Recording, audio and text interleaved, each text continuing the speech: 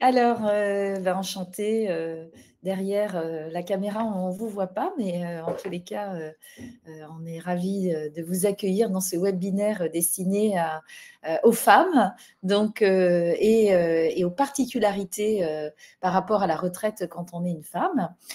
Pour donner un petit peu le planning, donc on va faire une présentation de 30 minutes maximum. Donc, il y a peut-être des slides qui iront un petit peu vite, mais on est obligé vraiment de respecter ce timing. Vous pourrez poser vos questions dans l'onglet « Questions ». Et on essaiera d'y répondre en live, sinon on vous répondra plus tard. De toute façon, vous aurez nos coordonnées à la fin et vous pourrez nous contacter pour nous poser des questions. Mais aussi, bien sûr, il y aura un temps d'échange. Voilà, on va essayer de faire 20-25 minutes de présentation, même plutôt. Et puis, des questions, on répondra à certaines questions, soit par l'onglet questions, soit à l'oral en live, on va dire. Hein. Voilà. Tout à fait. Donc, alors, très rapidement pour se présenter, donc Social Care Lily Care, donc nous sommes un courtier spécialisé dans la protection sociale des indépendants. Nous couvrons les domaines d'expertise de la mutuelle santé, de la prévoyance, donc la prévoyance c'est tout ce qui est assurance décès, arrêt de travail, validité, la retraite, donc c'est notre sujet actuel, donc la retraite avec les bilans retraite, la reconstitution de carrière, et également la partie retraite par capitalisation. Et puis ensuite, évidemment, l'épargne toujours en rapport avec la retraite, l'épargne salariale. Donc ça concerne plus les salariés des entreprises. Et on a aussi un volet prévention. Alors, merci. Excuse-moi. C'est bon. Donc, Anita est l'experte absolue de la retraite internationale. Voilà. Et donc, on travaille avec, bien sûr, toute une équipe, dont Esteban, et on est 11 dans l'entreprise. Voilà. Donc, le fonctionnement, on va tout de suite attaquer dans le vif du sujet pour vous parler du fonctionnement déjà de la base, parce qu'il y a des personnes qui sont un petit peu dans le flou au niveau des régimes, comment ça se passe, la base de la retraite en France. Donc, je veux bien que tu avances juste, Anita. Voilà, oui. Si. Alors, comment le schéma de la retraite en France, comment ça marche? Donc, vous avez le régime de base qui est ce qu'on appelle la retraite sécurité sociale, et le régime complémentaire qui est un régime obligatoire. Donc, souvent sur vos fiches de paye ou sur vos relevés de carrière, vous allez voir Agir Carco. Donc, voilà. Donc, ça, c'est les régimes complémentaires. Et puis, pour évidemment les indépendants, il y a plein de régimes des indépendants, la CIPAV, etc., la sécurité sociale des indépendants, le ex-RSI, etc. Ensuite, vous avez l'épargne retraite entreprise. Donc là, ça va être tout ce qui est épargne salariale, par exemple, mais également les PER dans le cadre de l'entreprise. Et puis après, ça va être la retraite que vous allez vous constituer, hein, la retraite par capitalisation, l'assurance vie, l'immobilier, le PER individuel, le plan épargne retraite, etc. Alors, aujourd'hui, depuis la réforme des retraites, pour les conditions pour prendre sa retraite, c'est 64 ans. Donc, on en a beaucoup parlé. Et il faudra, pour les personnes qui sont nées après 1968, il faudra acquérir 172 trimestres pour pouvoir pour pouvoir partir à la retraite. Donc, il y a ces deux critères, 64 ans et 172 trimestres. La retraite à taux plein, si vous n'avez pas vos trimestres, ça sera 67 ans. Voilà. Alors, vous pouvez partir avant, bien sûr. Donc là, Anita va prendre le relais après. Vous pouvez partir avant, mais avec des décotes et des surcotes. Et là, on va vous montrer comment ça marche. Donc là, vous avez le tableau. Donc évidemment, le binaire vous sera transmis. Hein. Vous avez le tableau avec les âges parce que c'est progressif, hein, cette réforme. C'est pas brutal, c'est quand même progressif pour les personnes qui sont nées avant 68. Je te laisse la main, Anita. Voilà. Je laisse juste une petite aparté, c'est que ces âges, ces trimestres, ces âges, en effet, c'est pour l'âge légal. Les carrières longues ne sont pas trop abordées. Hein. Les carrières longues, c'est un régime spécifique. Et quand on parle des trimestres, il faut faire attention en carrière longue parce qu'on ne retient pas tous les trimestres. Hein. On retient les trimestres cotisés et certains trimestres pour le chômage, pour la maladie, pour le service militaire quand il y a des hommes. Là, on est plus pour les femmes aujourd'hui. Donc, dans un quota spécifique. Donc, les carrières longues, c'est vraiment un thème à part que l'on fera peut-être dans un prochain webinaire. Concernant la composition de la pension de retraite, comme disait Sonia tout à l'heure, on a une retraite de base, une retraite complémentaire. Si on a les 172 trimestres, on a la retraite au taux plein, c'est ce qu'on appelle le taux plein. Si on n'a pas les 172 trimestres, on aura la retraite au taux plein lorsque l'on aura les 172 trimestres ou au plus tard à ses 67 ans. Si on veut partir quand même à 64 ans et qu'on n'a pas tous ces trimestres, on peut, mais on a une décote. La décote, elle sera de 1,25% par trimestre manquant, dans une limite de 20 trimestres. Hein. La décote, elle est appliquée dans une limite de 20 trimestres. Ensuite, donc, le calcul de votre retraite, elle sera faite comment? Donc, retraite de base, retraite complémentaire. Retraite de base, on fera la moyenne de vos 25 meilleures années. On vous donnera, si vous avez le taux plein sans décote, 50% de cette moyenne des 25 meilleures années. Pour rappel, la retraite de base, elle est plafonnée au plafond de la sécurité sociale. Hein. Si vous avez des revenus chaque année supérieurs au plafond de la sécurité sociale, votre retraite de base est calculée jusqu'à hauteur de la moyenne des 25 meilleures années retenues dans la moyenne du plafond de la sécurité sociale. Et ensuite, donc, on proratise cette moyenne des 25 meilleures années par 50%, proratisée au nombre de trimestres d'assurance que vous avez réellement validé en France sur le total des 172 trimestres. Donc, je rappelle juste le montant Oui, je sais, il faut qu'on aille assez vite. Anita, voilà. Je rappelle juste le montant de 50% du plafond de la sécurité sociale. Le plafond de la sécurité sociale est à 47 100. Donc, ça fait 23 550 annuel. Donc, ça veut dire que la retraite sécu, on appelle la retraite de base, vous ne pourrez pas de toute façon dépasser ces 23 550 euros de retraite par an. Donc, ça ne va pas non plus chercher très loin. Là où on va vraiment chercher du complément, ça va être sur les complémentaires et puis évidemment la retraite par capitalisation. Voilà. Concernant les retraites complémentaires, en effet, on cotise très souvent sur l'intégralité de son salaire. Après, il peut y avoir quelques plafonds quand on a des hauts salaires. Donc, vous allez payer des cotisations, vous allez avoir des points en contrepartie de ces cotisations. Et au moment du départ à la retraite, le point a une certaine valeur. Et ça va faire le montant de votre retraite complémentaire. Donc, ça concerne aussi bien ça va être du style régime Agirc-Arrco, l'IRCANTEC, la CIPAV, la CARF pour les médecins, enfin tous les régimes qui peuvent y avoir de retraite complémentaire. Donc ça fera votre retraite globale des régimes obligatoires uniquement.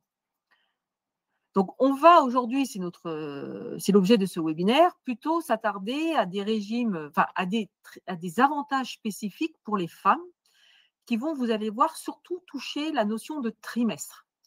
Alors, avant d'attaquer ça, je vous conseille aussi à chacune d'aller déjà récupérer vos relevés de carrière sur votre espace Info Retraite et de faire le point sur votre carrière, puisque vous avez forcément eu dans vos carrières des périodes spécifiques, de la maladie, éventuellement un congé parental, du chômage, des interruptions d'activité. Donc, il est bon d'aller voir ça et d'acter si tout ça est déjà conforme. Et ensuite, faire le point sur les trimestres et quels sont les avantages complémentaires que vous pouvez obtenir. Donc, on va aborder aujourd'hui la majoration de la pension pour ceux qui ont plus de 3 enfants, une majoration spécifique de trimestre pour enfants, on va voir ce que c'est, la surcote parentale qui est une nouveauté avec la réforme de 2023, les trimestres spécifiques en présence d'enfants handicapés, pendant votre congé maternité, qu'est-ce qui se passe? Est-ce que vous validez des trimestres? On va en parler. Le congé parental, lorsque vous décidez de prendre un congé parental, quel est l'impact sur votre carrière? Et on parlera de trimestres spécifiques que vous pourrez éventuellement constater sur votre relevé de carrière en le récupérant, des trimestres qui sont nommés AVPF, ce qui est l'assurance vieillesse des parents au foyer. Donc, on va commencer par la majoration de la retraite de base. Donc ça concerne toute personne ayant au moins 3 enfants. Votre retraite de base uniquement sera majorée de 10%. Cette majoration s'applique autant pour la mère que pour le père. Voilà. Ce n'est pas spécifique aux femmes. Donc, mais comme on dit sur le sujet des femmes, on l'a mis. Alors, il peut y avoir des particularités et des conditions d'octroi aussi dans le cas où l'enfant pour les enfants qui sont sans lien direct d'affiliation avec l'assuré. Vous pouvez très bien avoir élevé l'enfant de votre conjoint qui n'était pas votre enfant. Donc, vous pourrez avoir droit à cette majoration à condition d'avoir élevé l'enfant pendant au moins 9 ans avant l'âge de ses 16 ans. Donc là, il y a des calculs à faire. Et il faut en apporter la preuve que vous en avez eu la charge. Il y a une petite subtilité pour les personnes qui se sont mariées avec une personne et que cette personne avait déjà un enfant et qu'elle a été au moins mariée avec cette personne pendant 9 ans avant l'âge des 16 ans de l'enfant. Eh bien là, on va reconnaître automatiquement la charge de la charge de l'enfant, le fait d'être marié avec cette personne-là au moins 9 ans avant les 16 ans de l'enfant. Donc là, vous aurez automatiquement les 10%. Il faudra apporter quand même des justificatifs, mais vous aurez la majoration de 10%. Donc ça, c'est en cas de mariage. Mais si vous n'êtes pas marié, que votre conjoint, votre concubin ou la personne avec qui vous êtes pacsé a eu un enfant et que vous l'avez élevé, il faudra apporter cette preuve. Donc ça, c'était pour la majoration. Ensuite, vous avez des majorations de trimestres c'est ce qu'on appelle la majoration de durée d'assurance pour enfants. Ça concerne surtout les femmes. Vous avez 8 trimestres par enfant. Vous avez certainement dû en entendre parler. Vous avez 8 trimestres par enfant. Je précise tout de suite que ces 8 trimestres par enfant sont pris en compte uniquement à partir de l'âge légal. Ça veut dire que pour toutes celles et ceux qui veulent partir en carrière longue, vous faites une croix sur ces trimestres-là. Ils ne rentreront pas en compte dans le nombre des trimestres requis pour partir à la retraite. Donc, à partir de l'âge légal, on va pouvoir vous rajouter 8 trimestres, 4 trimestres au titre de la maternité ou de l'adoption et 4 trimestres au titre de l'éducation. Concernant la maternité ou l'adoption, très souvent, de toute façon, ils sont automatiquement attribués à la mère biologique pour chaque enfant né. Alors, ça peut être des enfants nés ou morts-nés. Ils sont attribués à la mère adoptive en cas d'adoption. Ça peut être aussi le père adoptif sous certaines conditions et sous option sous option il faut en manifester le choix avant les 4 ans et 6 mois de l'enfant. En cas d'adoption par 2 hommes, les trimestres d'adoption seront attribués à l'un d'eux. Donc, c'est soit 4 pour l'un, 4 pour l'autre. D'accord ? Donc, il faut bien comprendre qu'on a la maternité et l'adoption. La maternité, c'est d'office 4 trimestres pour la mère. En cas d'adoption, c'est 4 trimestres pour la mère adoptive, sauf cas spécifique, ou 4 trimestres en cas d'homosexualité, 4 trimestres pour un des hommes ayant adopté. Concernant l'éducation, on a 2 régimes, puisqu'on a un régime pour les enfants nés avant 2010 et un régime pour les enfants nés à partir de 2010. Les 4 trimestres d'éducation pour tous les enfants nés avant 2010 sont attribués automatiquement à la mère biologique ou à la mère adoptive. Pour les enfants nés depuis 2010, ces trimestres d'éducation peuvent être répartis entre les parents à hauteur de 2 trimestres. C'est-à-dire que la mère peut se détacher de 2 trimestres, les transférer au père. Si ce choix est à faire, il faut le faire avant les 4 ans et 6 mois de l'enfant. Donc, c'est une option, ça ne se fait pas automatiquement. Il faut se manifester.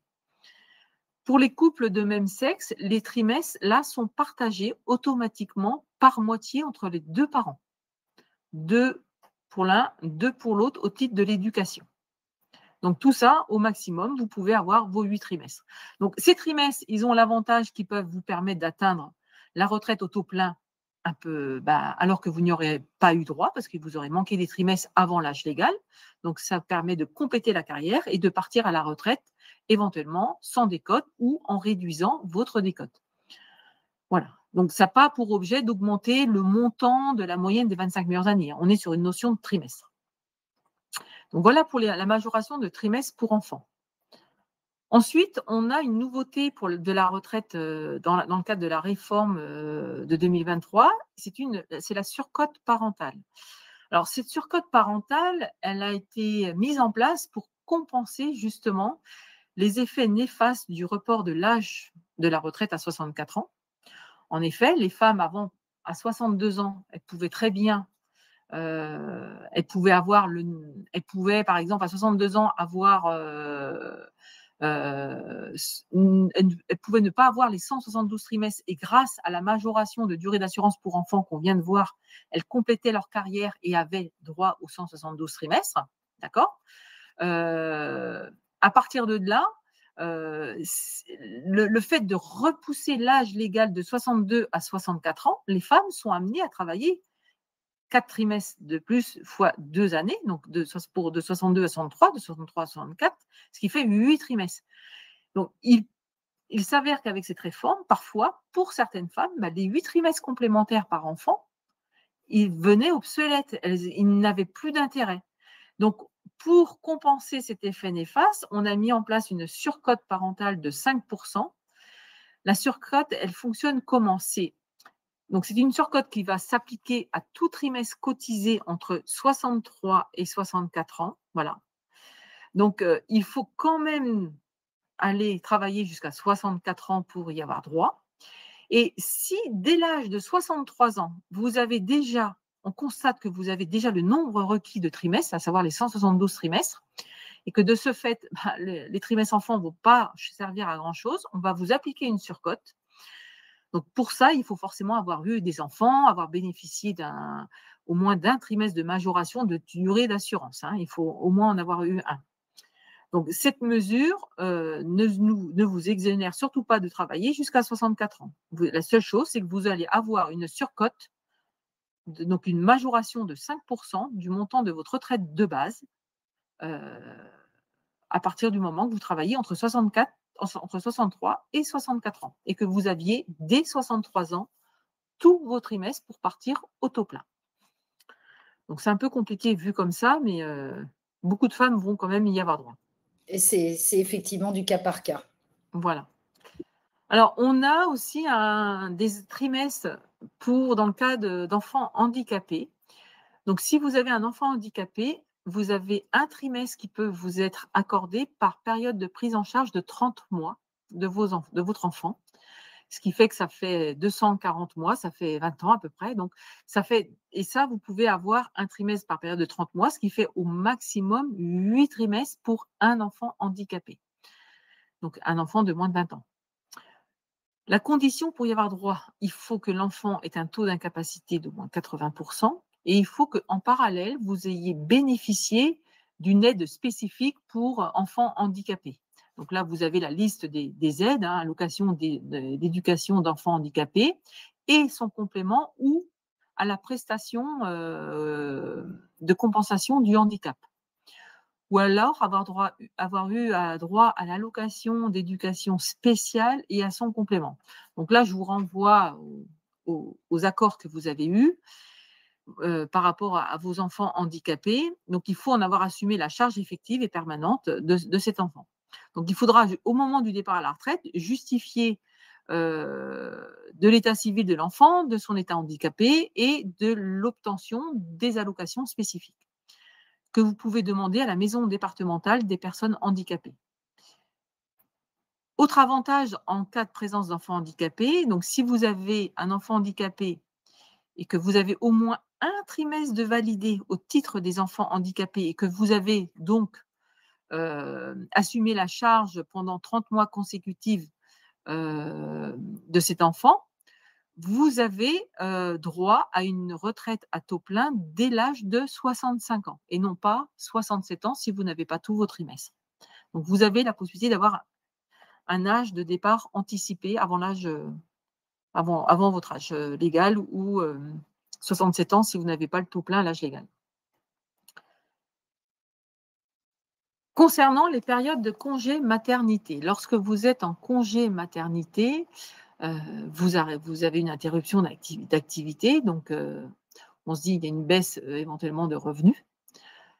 Vous percevez néanmoins des indemnités journalières Et le fait d'avoir au moins 90 jours d'indemnité journalière vous permet de valider un trimestre. Vous validez également des trimestres à la retraite complémentaire quand vous êtes en congé maternité. Si votre arrêt dépasse 60, vous êtes en congé maternité au moins pendant 60 jours, ce qui est forcément le cas, vous avez également des points complémentaires pour la retraite complémentaire, Agirc-Arrco ou autre. Donc, ces trimestres, ce qui est important au niveau du congé maternité, ils peuvent être pris en compte pour les carrières longues. Là, pareil, par contre, contrairement aux congés de durée d'assurance, aux majorations de durée d'assurance pour enfants, où là, on ne les prend pas, les trimestres pour congé maternité sont pris en carrière longue sans limite de durée. Voilà.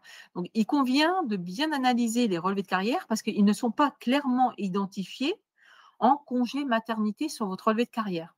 Donc, pour les femmes, ça peut être marqué congé maladie, entre autres. Il faut vérifier que dans cette période de congé maladie, quelle a été la durée réelle du congé maternité. Puisque vous pouvez très bien avoir eu un congé maladie suivi d'un congé maternité. Donc, il faut vraiment bien faire la distinction entre les deux pour déterminer le congé maternité en cas de départ en retraite pour carrière longue, puisqu'il faut bien en faire ce décompte. Donc, la grande nouveauté du congé maternité dans le cadre de la réforme des retraites, c'est que jusqu'à présent, ces indemnités journalières que vous percevez ne rentraient pas en ligne de compte pour le calcul de votre retraite de base dans vos 25 meilleures années. Donc, vous aviez des trimestres, mais il n'y avait pas de revenus pris en compte en face. Dans le cadre de la réforme, maintenant, toutes les indemnités perçues depuis 2012 seront retenues dans la moyenne des 25 meilleures années à hauteur de 125%. Ça veut dire qu'on prendra vos indemnités journalières, elles seront majorées de 125% et elles seront retenues dans la moyenne des 25 meilleures années. Et pour les indemnités journalières que vous avez perçues avant 2012, eh bien, tout dernièrement, il y a eu un arrêté officiel qui a été paru le 3 mai dernier, qui fixe de manière forfaitaire un montant. Ce ne sera pas vos indemnités journalières réelles qui seront retenues, mais ce sera un montant forfaitaire qui sera retenu, qui a été fixé en fonction de salaire médian. Enfin bref, il y a toute une grille.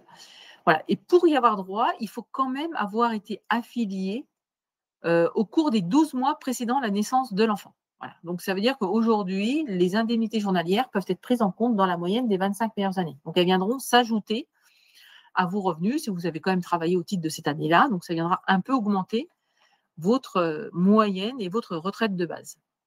Alors, juste une petite question, parce que c'est vrai que c'est pendant le cours, ça peut être intéressant.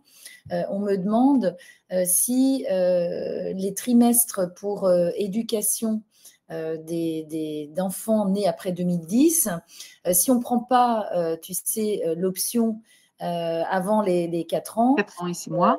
Est-ce que c'est perdu? Oui. Oui. C'est définitif. Sauf cas spécifique, en cas de décès de la mère, voilà, il est possible que le père récupère les trimestres. Voilà.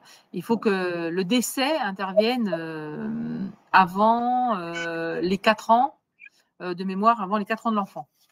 Voilà. Donc, des cas extrêmes. C'est des cas extrêmes, oui. Mais normalement, si vous voulez répartir les trimestres entre le père et la mère, il faut le faire avant les 4 ans et 6 mois. Voilà. En cas de décès, il peut y avoir, je n'ai plus exactement la règle, mais il y a un transfert qui peut être fait sous certaines conditions vers le père s'il en assume la charge effective de l'enfant. Oui. En cas de décès de la mère. C'est pour la mère, exactement. Voilà. Donc ensuite, on a le congé parental d'éducation. Donc c'est vrai que beaucoup de femmes, quand elles veulent élever leurs enfants, elles prennent un congé parental. Dans le cadre de la réforme 2023, on a beaucoup parlé aussi du congé parental, puisque ce congé parental, il permet dorénavant d'octroyer 4 trimestres, des trimestres. Donc vous avez un trimestre par période de congé parental de 90 jours. Donc, 90 jours de congé parental vous donne droit à un trimestre. Attention, concernant le congé parental, c'est-à-dire qu'il faut avoir pris un congé parental à temps plein. Quelqu'un qui prend un congé parental à temps partiel, il n'aura pas de trimestre complémentaire. Il faut vraiment avoir un congé parental. On arrête totalement son activité pendant 1 an, 2 ans, 3 ans et autant d'années qu'on aura arrêté, ou 3 ans maximum, on aura au maximum du coup 12 trimestres. Donc, normalement, lorsque vous faites la demande d'un congé parental auprès de votre employeur, vous avez l'accord de votre employeur et surtout conservez bien cette attestation de votre employeur, parce qu'elle peut vous être demandée au moment du départ à la retraite pour prouver que vous avez demandé ce congé parental et que vous avez bénéficié de ce congé parental. Donc, attention, parce que ce congé parental qui vous donne droit à des trimestres, donc on a vu, si vous prenez un congé parental de 3 ans pour un enfant, ça va vous donner pour un enfant 12 trimestres. Ces avantages de trimestre ne peuvent pas se cumuler avec les avantages de majoration de durée d'assurance pour enfants, les 8 trimestres que l'on a vus. Donc, il faudra comparer, est-ce que, suivant la durée du congé parental que vous aurez pris, comparer quels sont les trimestres les plus avantageux. Est-ce qu'on rajoute les trimestres de durée d'assurance de 8 trimestres par enfant, ou est-ce qu'on rajoute les trimestres de congé parental d'éducation? D'accord? Donc, on retient le plus favorable. Voilà ce que j'ai à dire sur le congé parental. Je ne sais pas si vous avez des questions au même Il nous moment. reste 5 minutes, il y a 2-3 questions, je les dirai après à la fin. Voilà. Donc, ensuite, on va passer à… Alors, ça, c'est ce qu'on disait tout à l'heure. Sur votre relevé de carrière, vous allez peut-être constater, si vous avez eu des trimestres nommés AVPF, Assurance Vieillesse des Parents au Foyer. Donc, ce sont des trimestres gratuits qui vous ont été octroyés dans le cadre où vous avez éventuellement arrêté de travailler pour élever des enfants ou travailler de manière réduite. Vous avez réduit votre activité. Par exemple, vous avez pris un congé parental, mais non pas à temps plein, mais de manière réduite, à 80%, 60%, à 40%. Donc, vous avez été forcément affilié à la CAF, vous avez eu des avantages sous condition de ressources ou quoi que ce soit. Ça, du coup, la CAF, elle a cotisé pour vous. Donc, c'est pour ça que vous avez droit à des trimestres gratuits. Elle cotise pour vous sur la base d'un SMIC, uniquement pour votre retraite de base. Donc là, du coup, vous allez pouvoir constater des trimestres AVPF sur votre relevé de carrière. Donc, ces trimestres AVPF seront pris en compte pour votre durée d'assurance, les 172 trimestres, donc ce qui permettra éventuellement aussi là d'avoir des trimestres complémentaires et de réduire votre décote. Donc, ils seront quand même nommés sur votre relevé de carrière, hein, donc ils seront dessus. Ce n'est pas à rajouter. Ces trimestres d'AVPF, comme la CAF cotise pour vous sur la base d'un SMIC, vous constaterez sur votre relevé de carrière un nombre de trimestres et un revenu, et ce revenu sera justement la base sur laquelle la CAF aura cotisé. L'avantage, c'est que ce revenu sera pris en compte dans la moyenne de vos 25 meilleures années. Donc, pour des femmes qui ont fait des arrêts d'activité ou autres, eh bien, ça vient quand même compléter la carrière et la moyenne des 25 meilleures années. Donc, ce n'est pas neutre, c'est intéressant. Et donc, ça augmente votre pension de retraite. Alors, la nouveauté avec la réforme des retraites 2023, ces trimestres AVPF vont pouvoir être pris en compte au titre d'un départ en carrière longue dans la limite de 4 trimestres. D'accord ? Donc ça, c'est les carrières longues. Donc pour les femmes qui veulent quand même partir en carrière longue, il faut, si vous partez en carrière longue, ça veut dire que vous partez avant l'âge légal. Et il faut qu'avant cet âge légal, vous ayez par exemple vos 172 trimestres ou selon votre année de naissance, un nombre de trimestres inférieur. Et dans le décompte de ces 172 trimestres, on va retenir uniquement vos trimestres cotisés, 4 trimestres de chômage au titre de la VPF, c'est ça qui est avantageux. On retiendra tous les trimestres au titre des indemnités journalières pour la maternité. On retiendra au maximum 4 trimestres au titre du chômage et 2 trimestres au titre de l'invalidité. Donc, vous voyez, ça, c'est des spécificités. Donc, ces trimestres à VPF viennent améliorer le départ en carrière longue des femmes dans le cadre de ce dispositif. Donc, voilà pour les trimestres AVPF que je vous invite à les vérifier si vous avez eu une réduction de vos temps de travail pour élever vos enfants et tout ça, vous devez constater des trimestres AVPF. Si vous ne les constatez pas, il faut s'adresser auprès de la CAF qui pourra vous attester comme quoi vous avez eu des aides et que vous avez droit à ces trimestres-là. Donc, globalement, on a fait le tour, parce qu'on n'avait qu'une demi-heure, donc on ne peut pas tout voir. C'est déjà, C'est déjà pas mal. bien concentré. Bien sûr, Voilà. vous aurez le webinaire et le replay que nous enregistrons de façon automatique dès qu'on aura terminé cette session. Alors, si tu veux bien, Anita, il y a deux questions que j'aimerais te poser, qui nous ont été posées. Alors oui, très, très bien, très bonne question. Pouvez-vous parler de la réversion? Alors, en effet, Oui. la réversion, elle n'est pas spécifique aux femmes, hein. Elle peut être aussi versée aux hommes veufs. Donc, c'est pour ça que là, c'était un webinaire spécifique femmes. On a essayé d'être plutôt sur ce créneau. La réversion, bien sûr, vous avez le droit à une réversion. Alors, il y a des conditions sur la retraite de base et il y a des conditions sur la retraite complémentaire. Donc, je laisse Anita répondre Voilà. parce que c'est vrai que c'est un point important. La retraite de base, en effet, pour avoir droit à la réversion de son époux, au niveau de la retraite de base, il y a des conditions de ressources à ne pas dépasser. Première chose, qui sont aux alentours de 24 000 euros là, sur 2025. Un demi-plafond de la Sécu, comme, Voilà. comme tout à l'heure. Donc, conditions de ressources à ne pas dépasser. Alors, pour y avoir droit, on peut y avoir droit à partir de 55 ans, d'accord? Et sous conditions de ressources. Vous allez avoir droit à 54% de la réversion de la retraite de base de votre conjoint décédé. Voilà. Et il faut avoir été marié. Les Et il PACS faut avoir surtout été marié. Voilà. En cas de plusieurs conjointes, cette réversion vous sera versée au prorata de la durée de votre an de mariage avec votre ex-époux décédé. Pour les retraites complémentaires, alors là, la retraite complémentaire, il faut faire attention, hein, parce que je ne peux pas dire qu'il n'y a pas de conditions de ressources, parce qu'il y a plusieurs régimes complémentaires. Il y a la GERCARCO, il y a la retraite complémentaire des travailleurs indépendants, il y a des retraites complémentaires CIPAV, la CAMF. Chacun peut avoir ses propres conditions pour les avocats et tout ça. Chacun a ses propres conditions. Donc, mais très souvent, on n'a pas de conditions de ressources. Et il y a une particularité, c'est que ce n'est pas 54, mais c'est 60%, ce dont vous avez droit. Et si vous avez au moment du décès 2 enfants à charge, vous pouvez y avoir droit immédiatement sans attendre les 55 ans.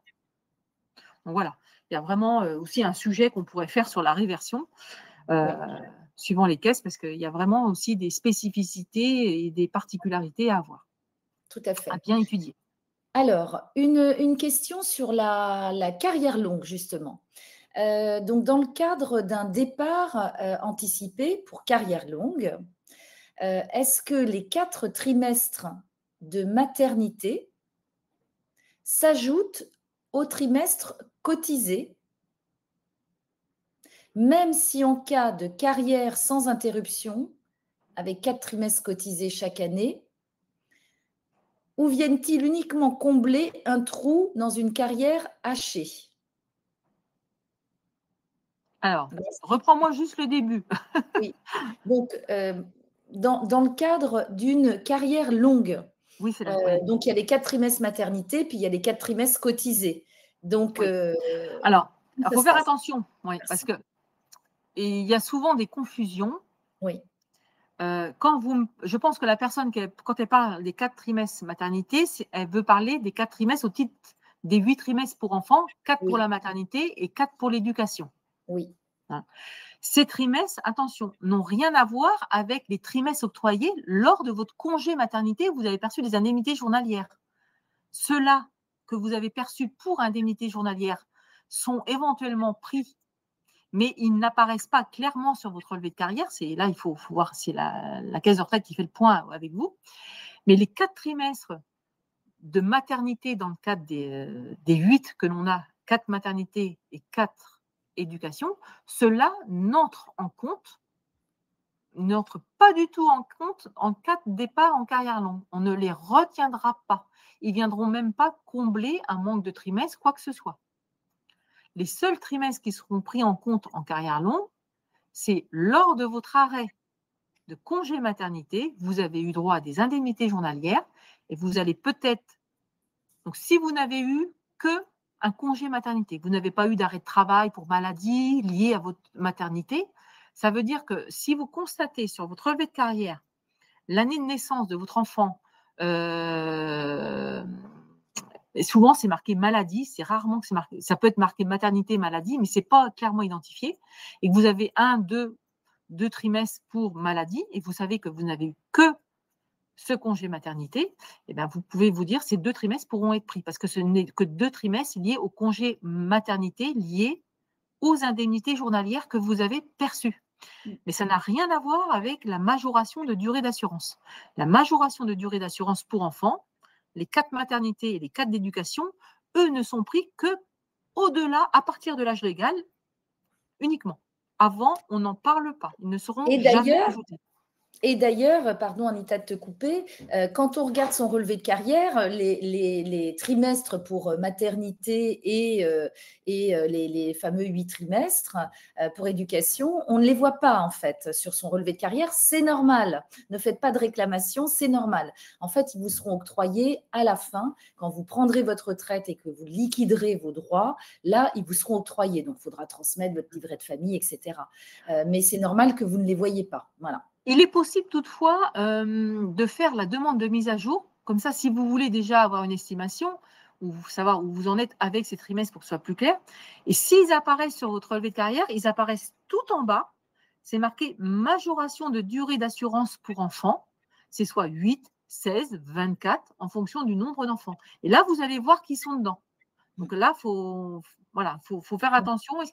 Parce qu'ils seront inscrits sur votre relevé parce que vous en aurez fait la demande. Sur votre espace de l'assurance retraite, vous avez un endroit où vous pouvez mettre à jour ma durée d'assurance pour enfants.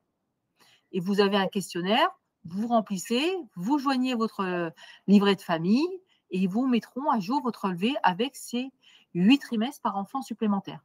Mais attention, si vous demandez un départ en carrière longue, eh bien, ils ne vont pas les retenir, il faudra les soustraire. Tout à fait. Alors, dernière question. Donc, évidemment, ce qu'on vous conseille, bien entendu, c'est d'anticiper, parce que ce n'est pas 1 an ou 2 ans avant la retraite qu'on part faire de la spéléologie dans la cave et aller chercher les documents justificatifs parce qu'on a vu qu'il y avait des trous, qu'il y avait des corrections. Donc, bien sûr, on peut vous aider sur ces sujets. On fait ça toute la journée, je dirais. Mais en tous les cas, anticiper. C'est vraiment très important. Puis anticiper, ne serait-ce que également pour savoir à peu près à quelle sauce on va être mangé, je dirais. C'est-à-dire que si 2 ans avant la retraite, on s'aperçoit qu'on va avoir une retraite de misère, c'est quand même un petit peu dommage de ne pas avoir pu mettre en place de la retraite par capitalisation ou autre, en tous les cas, de savoir ce qui va se passer. Et ça, c'est vraiment essentiel. Et je dirais que 10 ans, 15 ans, évidemment, là, c'est vraiment l'idéal, mais le plus tôt possible, de commencer à regarder ce qu'on va pouvoir prétendre, déjà les cotisations, s'il y a des erreurs, les faire corriger, etc. Voilà, les recalculer. Ouais. L'avantage aussi, excuse-moi Sonia, je te coupe. Non, vas-y, je t'en prie, Anita. L'avantage aussi, c'est plus tôt on fait le point et on fait un constat de la situation, avec des corrections ou pas, et plutôt aussi on peut organiser ces modalités de départ. Parce qu'il peut y avoir aussi pour les femmes des dispositifs. Ça veut dire que même s'il me manque des trimestres, peut-être que je pourrais, et j'ai pas envie d'attendre mes 64 ans parce que je suis usée, je suis fatiguée, je peux peut-être mettre en place une retraite progressive. Et du coup, c'est de savoir comment cette retraite progressive peut se mettre en place. Elle a l'avantage que ça va vous allez pouvoir continuer de cotiser entre la retraite progressive, c'est partir avant l'âge légal. Alors, jusqu'à présent, on attend encore, c'était 60. Avant, l'âge légal, c'est 62, on pouvait partir à 60 ans en retraite progressive. Avec l'âge légal de la retraite à 64, on peut partir en retraite progressive à 62. Maintenant, ça sera peut-être normalement 60 ans à partir de septembre 2025. Dans le cadre des négociations qu'il y a eu dernièrement, on pourra peut-être partir à 60 ans en retraite progressive. Ça a l'avantage de continuer de travailler en levant le pied, travaillant un peu moins, et puis d'avoir au moment de l'âge légal quand même tous ces trimestres au moment du départ à la retraite. Donc ça s'évalue. si je veux en bénéficier, quel est l'impact sur ma retraite, si j'anticipe un départ en retraite progressive. Tout à fait. Voilà, ou Alors, un cumul emploi-retraite et tout ça. justement, on a d'autres webinaires qui sont prévus sur la retraite, puisqu'on en a un par mois. Notamment, il y a une personne qui nous dit, je pensais que c'était un webinaire qui nous donnerait des pistes pour comment investir. C'était le précédent webinaire. Ah oui. Alors, on peut, Isabelle, ou vous nous laissez vos coordonnées. Là, on va mettre nos coordonnées, là, justement. Vous pouvez nous envoyer un mail et on vous enverra le précédent PowerPoint Oui. qui concerne ce webinaire sur la retraite par capitalisation. Et il y a d'autres webinaires qui sont prévus, notamment sur les rachats de trimestres, les carrières longues, enfin voilà, plein de pistes pour améliorer et puis pour justement anticiper la retraite. Voilà. Donc la carrière longue, juste pour terminer, en 2 mots, c'est quoi? La carrière longue? Oui. La carrière longue, ça concerne les personnes qui ont validé 5 trimestres avant l'âge des 18, 20 ou 21 ans. Alors, c'est 4 trimestres pour ceux qui sont nés au cours d'un dernier trimestre d'une année civile. Et sinon, c'est 5 trimestres. Donc, si vous avez 5 trimestres de validés à la fin de vos 18 ans, 20 ans ou 21 ans, vous pourrez partir à la retraite plus tôt. En moyenne, parce que bon, c'est un peu progressif. Il y a un calendrier, c'est 2 ans et demi avant l'âge légal. Par contre, pour partir du coup 2 ans et demi avant l'âge légal, il faut avoir cotisé la durée d'assurance requise. Et cette durée d'assurance requise, c'est ce que j'expliquais, c'est vos trimestres cotisés plus 4 trimestres pour le chômage, 4 trimestres pour les AVPF, 4 trimestres en cas de maladie, 2 trimestres pour l'invalidité et vos trimestres de maternité liés à vos indemnités journalières sans limite. Si vous avez eu 5-6 enfants et que vous avez eu beaucoup de maternité et que vous avez eu des indemnités journalières, donc vous avez eu autant de trimestres que vous avez été indemnisé. Donc voilà, ce sont les spécificités de la carrière longue, c'est pouvoir partir à la retraite avant l'âge légal et en ayant le taux plein, forcément, parce qu'on a le nombre de trimestres requis hors trimestre pour majoration de durée d'assurance enfant. Voilà. Donc, hors les 8 trimestres pour enfants. Ceux-là ne seront pas décomptés, pris en compte dans les trimestres qui vous sont demandés selon votre année de naissance. Donc, on va être obligé de clôturer parce qu'évidemment, il y a toujours beaucoup de questions sur ces sujets. En tous les cas, sachez qu'on est à votre disposition. On est là, bien sûr, pour vous aider, pour répondre à toutes les questions possibles.